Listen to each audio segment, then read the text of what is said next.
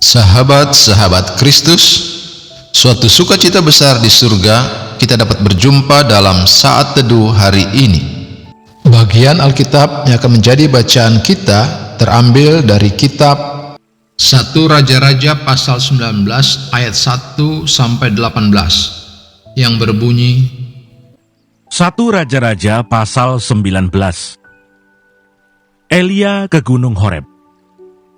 Ketika Ahab memberitahukan kepada Isabel segala yang dilakukan Elia dan perihal Elia membunuh semua nabi itu dengan pedang, maka Isabel menyuruh seorang suruhan mengatakan kepada Elia, "Beginilah kiranya para Allah menghukum aku. Bahkan lebih lagi daripada itu, jika besok kira-kira pada waktu ini, aku tidak membuat nyawamu sama seperti nyawa salah seorang dari mereka itu, maka takutlah ia, lalu bangkit dan pergi menyelamatkan nyawanya." Dan setelah sampai ke Berseba yang termasuk wilayah Yehuda, ia meninggalkan bujangnya di sana. Tetapi ia sendiri masuk ke padang gurun sehari perjalanan jauhnya, lalu duduk di bawah sebuah pohon arar. Kemudian ia ingin mati, katanya. "Cukuplah itu, sekarang ya Tuhan, ambillah nyawaku, sebab aku ini tidak lebih baik daripada nenek moyangku." Sesudah itu ia berbaring dan tidur di bawah pohon arar itu. Tetapi tiba-tiba seorang malaikat menyentuh dia serta berkata kepadanya, "Bangunlah, makanlah." Ketika ia melihat sekitarnya, maka pada sebelah kepalanya ada roti bakar dan sebuah kendi berisi air. Lalu ia makan dan minum, kemudian berbaring pula. Tetapi malaikat Tuhan datang untuk kedua kalinya dan menyentuh dia serta berkata, "Bangunlah, makanlah. Sebab kalau tidak, perjalananmu nanti terlalu jauh bagimu." Maka bangunlah ia, lalu makan dan minum. Dan oleh kekuatan makanan itu, ia berjalan 40 hari, 40 malam lamanya, sampai ke gunung Allah, yakni Gunung Horeb. Allah menyatakan diri di Gunung Horeb. Di sana masuklah ia ke dalam sebuah gua dan bermalam di situ. Maka firman Tuhan datang kepadanya demikian, "Apakah kerjamu di sini, hai Elia?"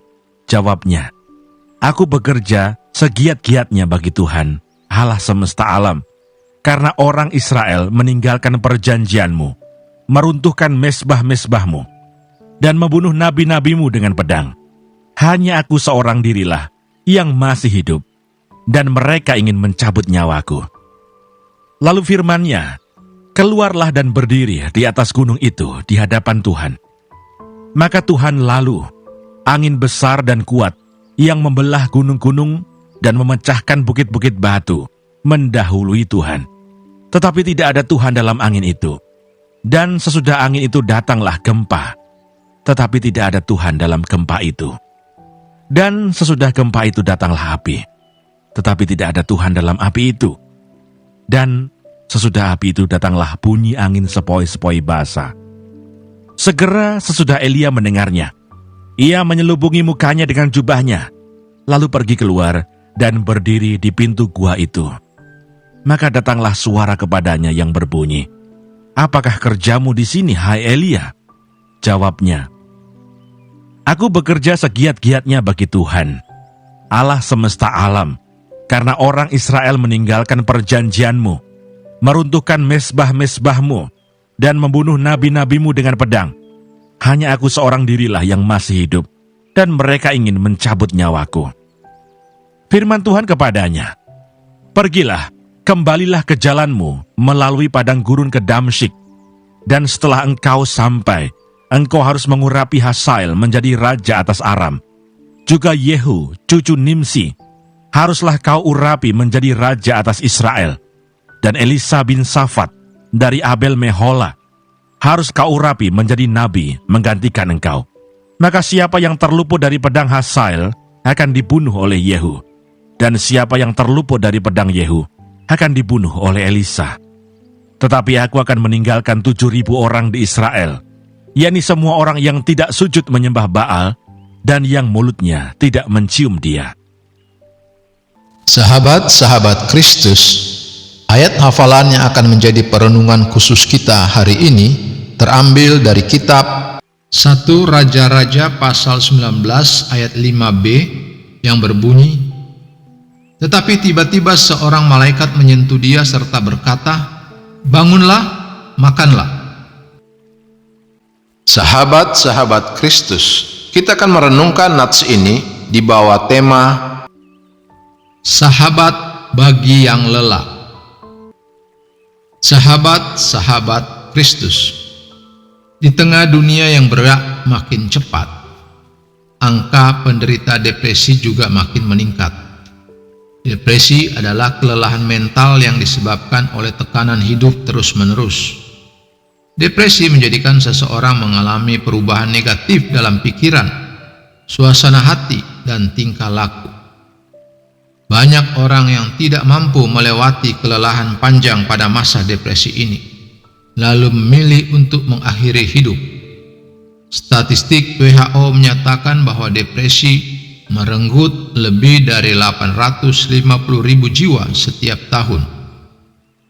Alkitab mencatat ada seorang nabi yang menderita kelelahan mental akut, yaitu Elia.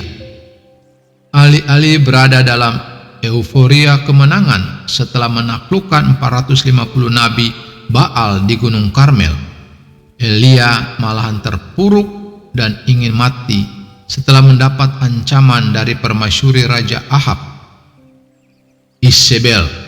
1 Raja-Raja pasal 19 ayat 4. Menanggapi keadaan Elia, Tuhan tidaklah menjadi marah. Ia malah bertindak layaknya sahabat bagi Elia. Pertama, melalui malaikatnya Tuhan memenuhi kebutuhan fisik Elia, ayat 6-8. Kedua, Tuhan mendengarkan keluh kesah Elia, ayat 9-18. Ketiga, Tuhan meminta Elia kembali melakukan pekerjaan pelayanan, ayat 15-17. Keempat, Tuhan menyatakan ada banyak rekan pelayanan bagi Elia, ayat 18. Sahabat-sahabat Kristus, apakah Anda sedang lelah secara mental, didera berbagai permasalahan kehidupan? Alamilah sendiri kehadiran dan persahabatan dari Tuhan yang memulihkan. Apakah di sekitar Anda ada orang yang sedang mengalami keterpurukan jiwa? Sebagaimana Allah telah menjadi sahabat bagi Elia, marilah kita menjadi sahabat bagi mereka. Sahabat-sahabat Kristus, ingatlah, telinga, mulut, dan tangan seorang sahabat menyembuhkan luka dan membangkitkan harapan bagi mereka yang lelah. Terpujilah Kristus, haleluya. Tuhan memberkati dan menyertai kita semua. Amin.